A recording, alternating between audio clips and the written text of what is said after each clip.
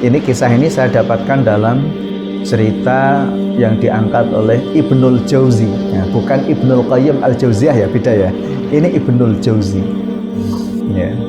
Ini juga sama, ulama terkemuka dalam mazhab hadis ya. Nah, gitu ya. Jadi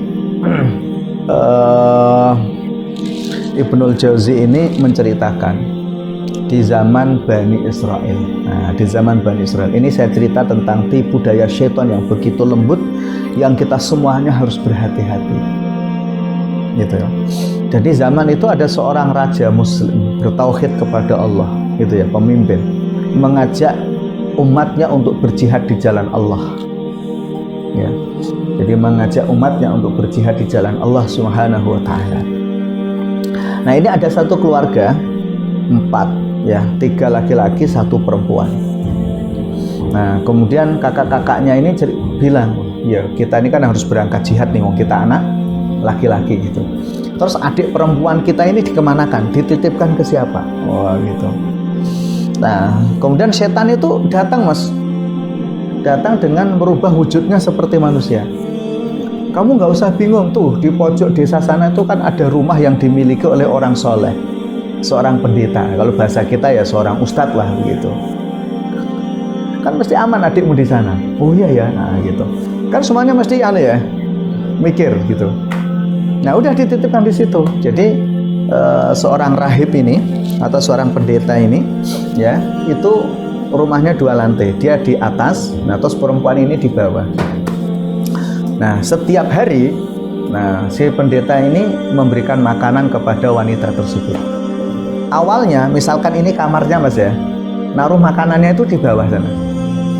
Nanti jam-jam tertentu, waktu tertentu, dia keluar untuk mengambil makanan. Dan itu berbulan-bulan nggak ada masalah. Sampai setan itu membisikkan ke laki-laki baik ini, laki-laki soleh ini. Mbok yo anu, nek niat ngelakoni keapian ini mbok sing tenanan. Maju sithik ngopo? Kan 1 langkah ada pahala, bener nggak Mas itu? Iya kan? Nenek tuh mami, maju sithik deh. Ya, nah, semakin dekat gitu. Terus nggak ada masalah gitu. Jadi setan itu sabar sekali menanti bagaimana menghancurkan orang di titik yang paling lemah, Mas. Enggak itu. Jadi makanya kalau ada orang terjerumus di dalam kekhilafan itu jangan kita cela, tapi doakan mudah-mudahan dia segera bangkit. Karena memang setan itu begitu, menghancurkan orang itu di titik yang paling lemah. Gitu. Nah, terus lagi nggak ada masalah, Mas. Setan menggoda lagi. Boyol wis cedak meneh di depan pintunya, depan pintu kamarnya. Nggak ada masalah gitu. Apa kowe ora pengen kenalan? Gitu. Akhirnya setan itu, Mas. Apa kamu nggak pengen ngobrol gitu? Akhirnya makanan itu ditaruh di dalam kamarnya. Ngobrol, kenalan, ngobrol terus gitu kan. Akhirnya keduanya berzina. Gitu ya. Jadi setan itu step by step, langkah demi langkah dalam menggoda manusia itu, Masya Allah. Langkah demi langkah itu. Nah, sampai kemudian apa? Ketika keduanya telah berzina, hamil. Bingung ini pendetanya ini. Diapain ini nanti kalau kakaknya pulang piye gitu. Ya kan? Setan datang lagi membisikkan, udah bunuh aja. Nggak ada orang tahu kok. Gitu. Nah, nanti gimana kalau keluarganya tanya? Apa kata setan tadi itu? Bilang aja dia sakit sampai meninggal, selesai kan? Iya ya. Logis nggak itu ya? Logis. Jadi setan itu pinter, Mas, memasukkan logika-logika pikiran kita. Ketoknya bener nih salah. Nah gitu loh, Mas. Jadi bagaimana setan itu melakukan talbis itu berarti ya? Tahu talbis ya? Jadi menipu dengan kata. Itu luar biasa. Istilahnya kalau ada satu kaidah itu kalimatu haqqin yuradu bihil batil. Kalimatnya benar, tetapi tujuannya untuk melakukan apa? Kebatilan. Gitu. Benar, ini tujuannya untuk melakukan kebatilan gitu. Masya Allah. Nah di situ itu gitu.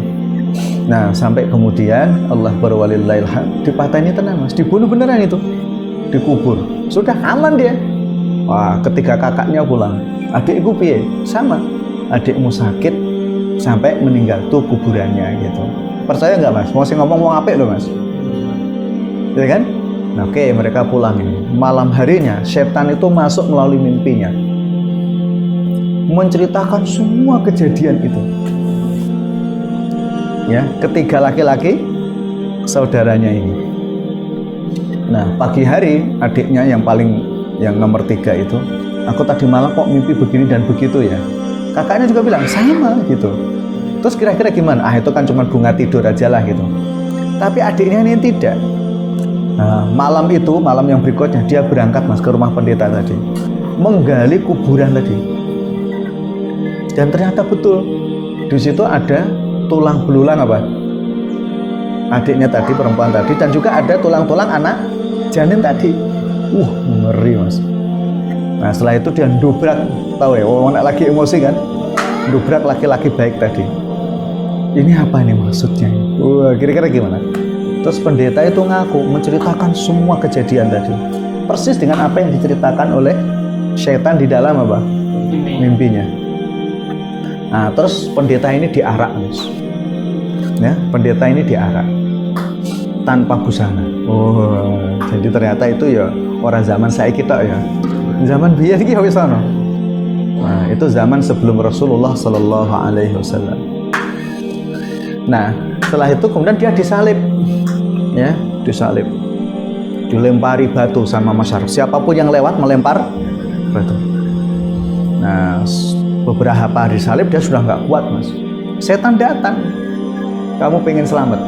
Ya, sujud kepadaku. Nah, kata setan tadi, gimana aku bisa sujud kepadamu? Cukup kamu menganggukkan kepala.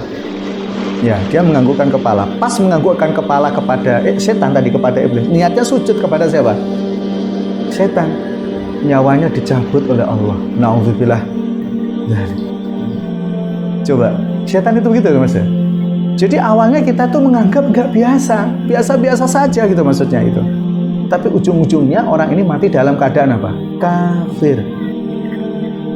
Gitu. Na'udzubillah. Jadi kalau saya cerita ini seringkali saya baca ulang mas, cerita ini itu mas. Ngeri mas, tipu daya setan itu. Lembut sekali gitu. Lembut sekali. Jadi dia selalu memasukkan pikiran-pikiran yang negatif kepada diri kita, apapun itu bentuknya.